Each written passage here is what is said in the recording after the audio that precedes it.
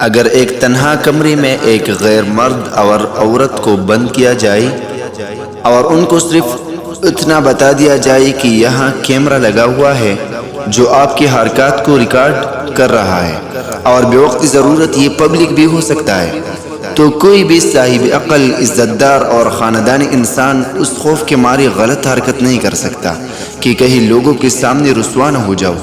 کیوں؟ اس لیے کہ ہمیں اس چھوٹے سی مشین پر یقین ہے اور اس کے مالک سے بھی جس نے لگایا ہے، اور دنیا میں اپنے جاننے والوں کے درمیان رسوائی کا خوف بھی ہے، حالانکہ یہ خراب بھی ہو سکتا ہے، بغیر کنیکشن کے بھی ہو سکتا ہے، بجلی کی خرابی بھی ممکن ہے، ریکارڈ ڈیلیٹ بھی ہو سکتی ہے، وغیرہ وغیرہ۔